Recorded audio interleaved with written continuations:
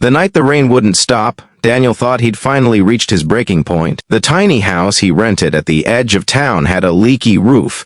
The kitchen window rattled with every gust of wind, and the bills on the table were so overdue that even the ink on them looked tired. He sat on the floor, back against the couch, staring at the flickering candlelight because the power had gone out again. In the small bedroom down the hall, his 7-year-old son Liam was sleeping, clutching his only toy, a threadbare teddy bear Daniel had sewn together 3 times already. The world felt cold, silent, and merciless. And then, a knock. A faint, desperate knock that barely rose above the roar of the storm outside. If you believe in kindness, second chances, and the power of doing good even when you have little, please like, comment, share, and subscribe to our channel. This story will touch your heart in ways you won't forget. Daniel hesitated. No one ever came here, not this late, not in weather like this. Pulling on his worn jacket, he opened the door to find a girl, no older than 16, standing on his porch, drenched from head to toe. Her long hair was plastered to her face, her lips trembling, and her clothes clung to her like she'd been walking in the rain for hours.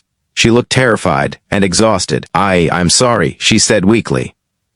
I got lost. My phone died and my car broke down the road. Her voice cracked, more from fear than from the cold. Daniel's first instinct was to hesitate.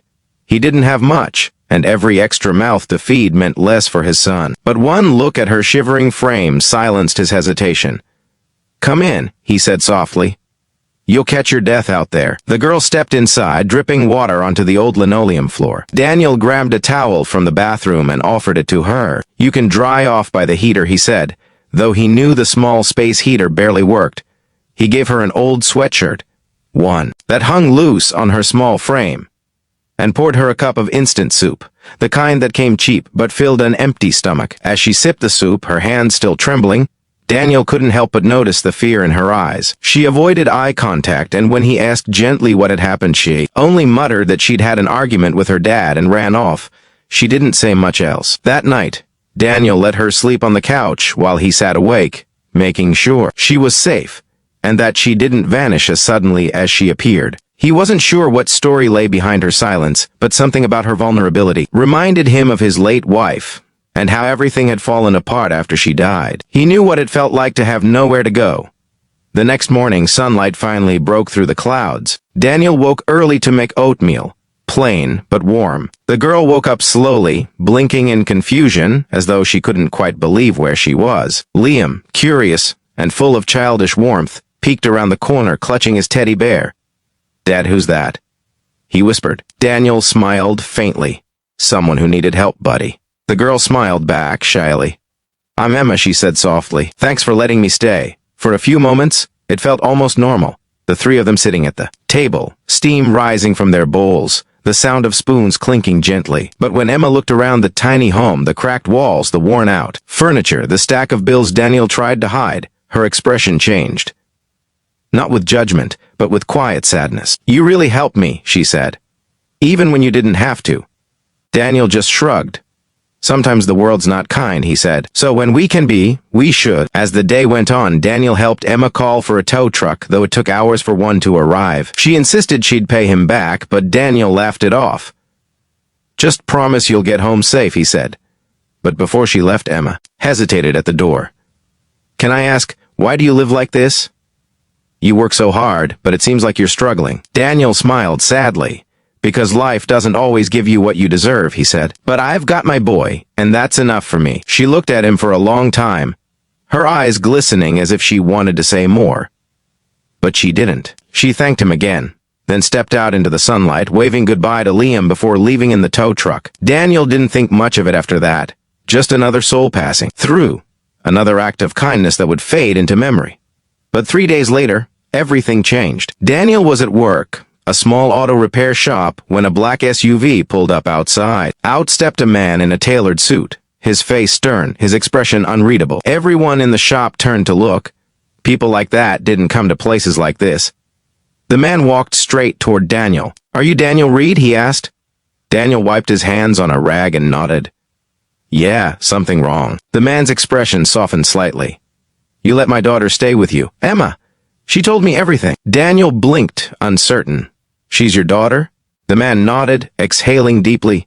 She ran away after a fight. We couldn't find her for hours. I don't even want to imagine what could have happened if she hadn't found someone like you." He paused, studying Daniel's modest surroundings. "She said you treated her kindly. Like family." Daniel felt awkward. "I just did what anyone would have done," he said. But the man shook his head. "Not anyone would have done that. Not in this world." That night, when Daniel got home, Liam ran up to him with a huge grin.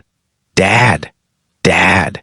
There's a fancy car outside. Outside, parked by the curb, was the same black SUV. Emma stepped out, smiling, this time in a neat dress, her hair brushed and shining. She ran to Daniel and hugged him tightly. "I wanted to thank you properly," she said. "And my dad, he wanted to see where we could help." Daniel frowned, unsure. "Help?" Her father stepped forward, holding an envelope. "I don't know how to repay what you did," he said. "But maybe this can ease some of your burdens." Daniel hesitated, staring at the envelope. Inside was a check, more money than he'd seen in years. Enough to pay off his debts, fix his house, maybe even start a better life. But pride burned in his chest. "I can't take this," he said quietly. "I didn't help her for money." The man smiled faintly. "I know. That's why you deserve it." He placed the envelope on the porch railing and left, leaving Daniel speechless. Emma waved one last time before they drove off. And for a long moment, Daniel just stood there, the sound of the wind in the trees. He didn't touch the envelope for days. He didn't want to believe that kindness should have a price. But as the week went on, the bills piled higher, and Liam's shoes wore thinner. He finally opened it. It wasn't just a check. It was a letter, too. "Mr. Reed, you reminded me, and my daughter, that goodness still exists without expectation. You taught her more, in one night, than I did in years. Please don't see this as payment, but as a chance for you to live with the dignity you've already earned. Matthew Cole." Daniel didn't cry easily, but that night, he did. Quietly, as Liam slept beside him, he looked around their small home and whispered, "Maybe kindness really does come back around." Weeks later, Daniel's life began to change. He used part of the money to repair the roof, fix the wiring, and buy Liam new clothes. He didn't splurge. He invested in what mattered. He even managed to open a small independent workshop of his own, a dream he'd buried long ago. It wasn't grand, but it was his. Then one afternoon, as he was closing the shop, a familiar voice called out, "Need any help, Mr. Mechanic?" He turned to see Emma, smiling, holding 2 cups of coffee. "My dad said I should learn how real people live. So, can I work here? Part-time?" she asked. Daniel laughed.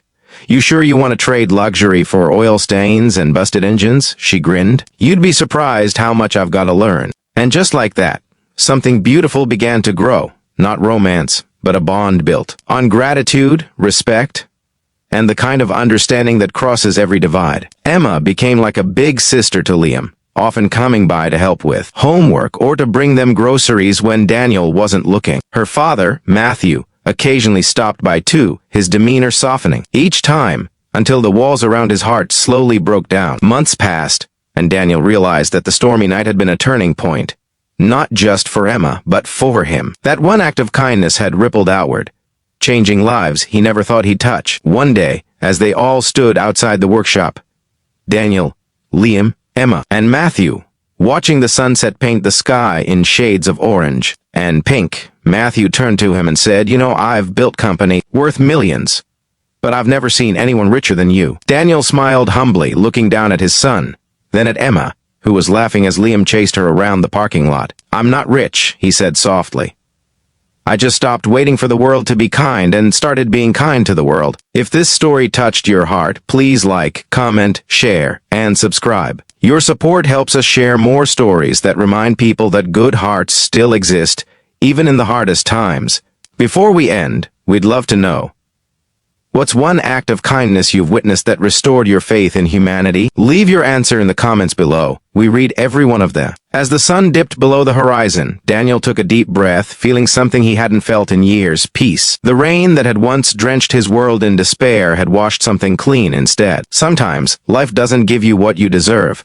It gives you what you need, just when you've almost stopped believing. And for Daniel, a poor single dad who once thought kindness had no place left in his life, it had found him again, in the form of a lost girl on a stormy night.